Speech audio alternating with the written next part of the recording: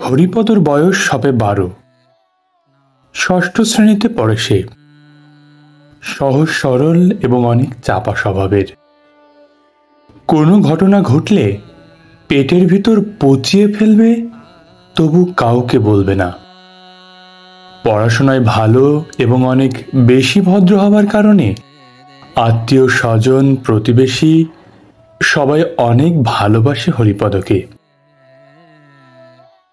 হরিপদর বাবা একজন সামান্য আটার ব্যবসায়ী। তার সামান্য আয়ে 5 ছেলে মেয়ে সহ 7 জনের ভরণ পোষণ একেবারেই অসম্ভব। খেয়ে না খেয়ে দিন যায় তাদের। গ্রামেই হরিপদর এক পিসিমা থাকেন, মোটামুটি অবস্থা সম্পন্ন। পিসিমা হরিপদকে অনেক বেশি স্নেহ করতেন। ভালো কিছু রান্না করলে তিনি হরিপদকে ছাড়া খেতেন না, আর প্রায় তিনি হরিপদকে নিজের কাছে রেখে দিতেন। রাতে কাছে নিয়ে ঘুমোতেন, গল্প বলতেন। রাজকুমারের গল্প, রাজপুত্রের গল্প, পরীর গল্প, ভূতের গল্প, আরো কত রকমের গল্প। হরিপদ গল্প শুনতে শুনতে কখন যে ঘুমিয়ে পড়ত, আর ঘুমের মধ্যেই স্বপ্নে চলে যেত রাজপুত্র, রাজকুমারী আর পরীর দেশে। একবার এক ঘটনা ঘটল। সেদিন রাত্রে পিসিমা এক ভয়ঙ্কর ভূতের গল্প বলল। হরিপদ ভয়ে পিসিমাকে জড়িয়ে ধরে শুয়ে রইল। স্বপ্নে সে দেখল সে এক ভয়ঙ্কর ভূতের রাজ্যে চলে গিয়েছে। কি বীভৎস তাদের চেহারা! তারা পান করছে তরতাজা খরগোশ, গরু, ছাগলের রক্ত। হঠাৎ হরিপদ দেখল এক জায়গা ঠিক তারই বয়সী একটা ছেলে বাঁধা আছে। ভূতেরা তাকে ঘিরে উচ্চ শব্দে হাসছে আর নাচছে। ভূতেদের কালো কুচকুচে বিশ্রী হাতে খুব ধারালো বিরাট চাপাতি। ছেলেটা খুব কাঁদছে। একটু পরেই ছেলেটিকে কেটে টুকরো টুকরো করা হবে। হঠাৎ হরিপদ দেখল তার দিকে এক ভূতের দৃষ্টি পড়েছে। ভূতটি তাকে দেখা মাত্রই গা ঝিম করা ভয়ঙ্কর শব্দ করতে করতে হরিপদকে ধরার জন্য আসছে। তার অসম্ভব বড় বড় দাঁত, ভয়ঙ্কর লাল চোখ, নাকে মুখে তাজা রক্ত লেগে আছে। উফ, কি ভয়ঙ্কর! হরিপদ ভয়ে ঘুমের মধ্যে চিৎকার করে উঠল। ভয়ে কাঁদতে লাগল সে। পিসিমা পাশেই ছিলেন। তিনি হরিপদকে বুকে নিয়ে বললেন, হরিপদ, এই হরিপদ, ভয় পেয়েছিস? কিচ্ছু হয়নি মানিক আমার। এই দেখ, চোখ খোল, আমি তোর পাশেই আছি। কিচ্ছু হয়নি, কোনো ভয় নেই সোনা। অনেক কষ্টে সেদিন হরিপদ শান্ত হয়েছিল। তারপর থেকে পিসিমার কোনো দিন হরিপদকে ভূতের গল্প বলেননি। হরিপদ আর কোনো দিন ভূতের গল্প শুনতে চায়নি। কিন্তু সেদিনের পর থেকে হরিপদর মনে ভূত বিষয়ে ভীষণ একটা ভয় ঢুকে গেল। তার মনে একটা কথাই ঘুরতে লাগলো যে যদি স্বপ্নের ভূত এত ভয়ঙ্কর হয়, তবে বাস্তবের ভূত তা আরো কত ভয়ঙ্কর। সেদিন মঙ্গলবার, চৈত্র মাস। ভীষণ গরম পড়েছে। হরিপদ স্কুল থেকে ফিরে আসলে জানতে পারল পিসিমা তাকে খেতে যেতে বলেছে। পিসিমার বাড়িতে যেতে গেলে প্রায় আধা মাইলের ফাঁকা মাঠের রাস্তা দিয়ে যেতে হবে তাকে। মাঠের চারপাশে কোনো ঘরবাড়ি নেই। আছে ডাক্তারদের বিরাট কয়েকটি বাঁশঝাড় আর আতা গাছের বাগান। কিন্তু সব থেকে সমস্যার হলো 4টি বৃহৎ মান্দার গাছ। শিমুল গাছকে হরিপদদের অঞ্চলে মান্দার গাছ বলা হয়। হরিপদর মনে হয় মান্দার গাছগুলো হাজার হাজার বছরের পুরানো। এত বড় আর এত মোটা গাছ কিভাবে হয় হরিপদ ভেবেই পায় না। হরিপদর মনে হয় তার মতো 10 জনও এই এক একটি গাছকে বেড়ে আনতে পারবে না। হরিপদ যখন ওর বাবার সাথে মাঠের ওই রাস্তা দিয়ে যায়, তখনও বারবার অবাক হয়ে প্রত্যেকটি গাছের একেবারে মূল থেকে আগা অবধি দেখে। ওর চোখে মুখে অজান্তেই ভয় চলে আসে, আর অজান্তেই বাবার আঙুলগুলো আরো জোরে চেপে ধরে সে। এমনিতে মঙ্গলবার, কথায় আছে শনি মঙ্গলবার নাকি দিন ভালো নয়। এই দিন দুটিতে নাকি ভূতেদের খুব বাড়াবাড়ি থাকে। তার উপর এখন থমথমে ডাক দুপুর।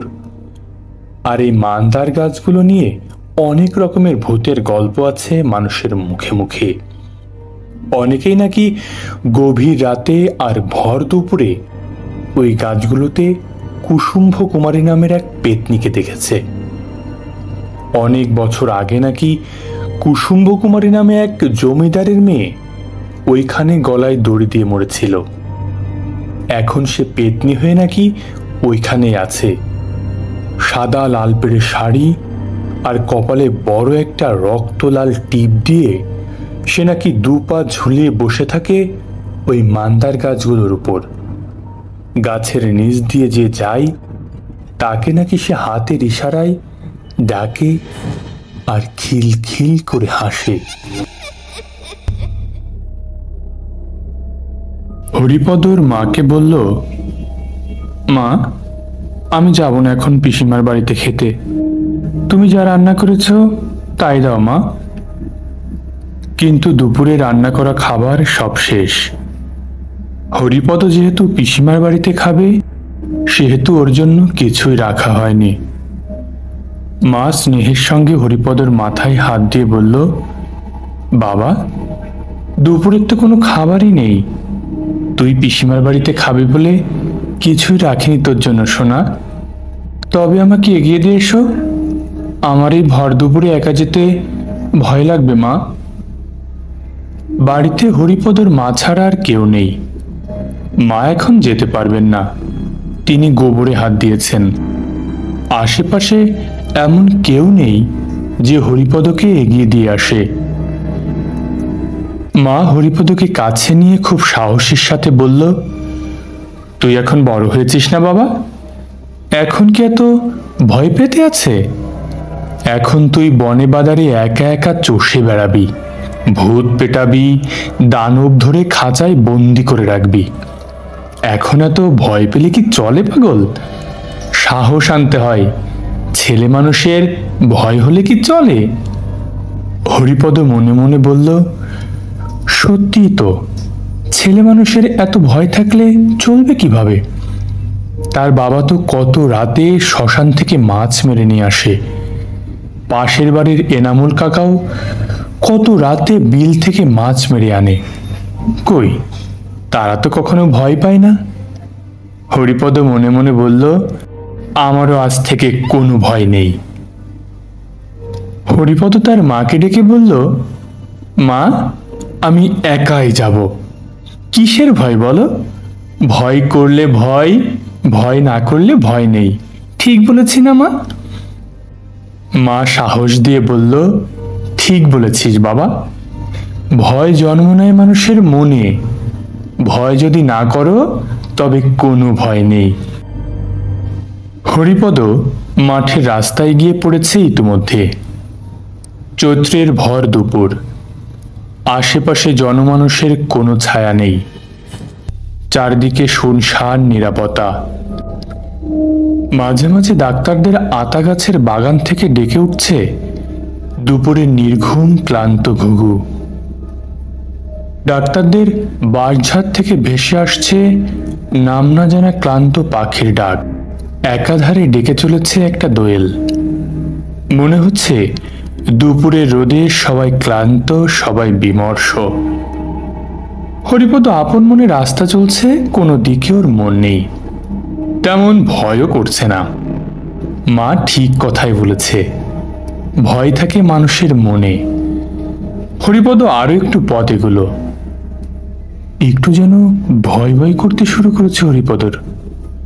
বুঝতে পারছে সে, সাহস আনার চেষ্টা করছে সে, মনে মনে শুধু বলছে কোনো ভয় নেই, কোনো ভয় নেই, ভয় বলতে কিচ্ছু নেই। কিসের ভয়?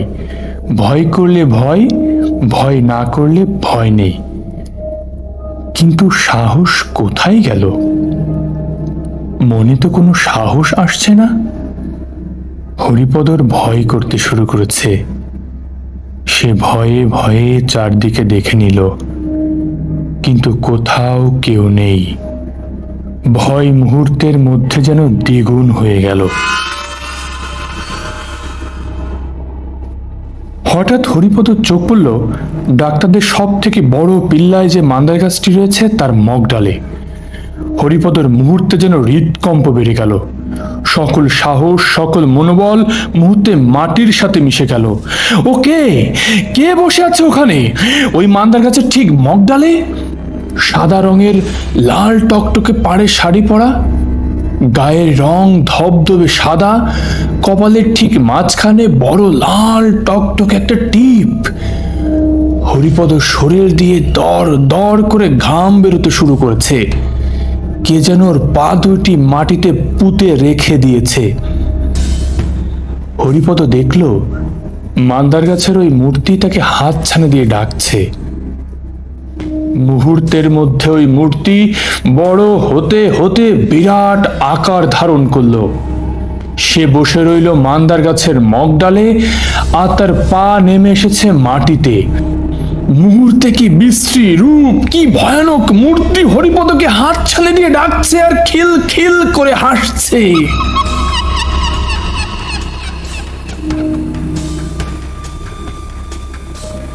হরিপদ সমস্ত গায়ের জোর দিয়ে চিৎকার করে উঠল, কে? কে তুমি? যেন দূর, বহু দূর থেকে ভেসে এলো, আমি কুসুম্ভ কুমারী। সাথে আবার খিলখিল হাসির শব্দ। হরিপদর চিৎকার করে বাবাকে ডাকতে ইচ্ছে হলো, কিন্তু সে পারল না। তার চিন্তা চেতনার অবসান ঘটল।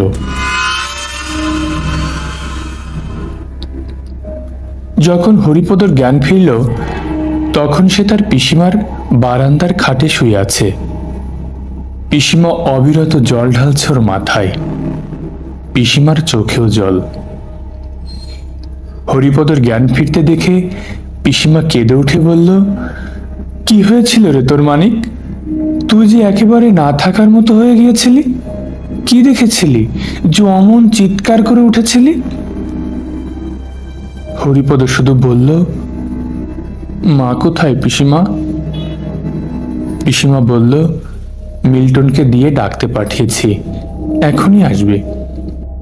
পরে হরিপদ জানতে পেরেছিল সে খুব ভয়ের সঙ্গে ও ভারসাম্যহীনভাবে কে তুমি, কে তুমি বলে চিৎকার করছিল। মাঠের কলা বাগানের মধ্যে কাজ করছিল নজরুল কাকা। কাকা ছুটে এসে দেখল হরিপদ অজ্ঞান হয়ে পড়ে আছে, আর ওর মুখ দিয়ে বের হচ্ছে সাদা সাদা ফেনা। পরে নজরুল কাকা হরিপদকে কোলে নিয়ে পিসিমার বাড়িতে নিয়ে আসেন। প্রায় টানা 15 দিন হরিপদ বিছানায় পড়ে রইল। গায়ে প্রচন্ড জ্বর আর সাথে বমি। প্রায় থাকা আর না থাকার ভেতর দিয়ে তার এই 15 দিন কেটেছিল। কাউকে সে বলেনি কোনো কথা। কি দেখেছিল, কি হয়েছিল, কেমন করে হয়েছিল, নাকি আদৌ কিছু হয়নি, নাকি সবটাই তার মনের ভুল ছিল। কিন্তু হরিপদর মন ডেকে বলে, কিছু তো একটা ছিল ওখানে, কিন্তু কি ছিল ওটা?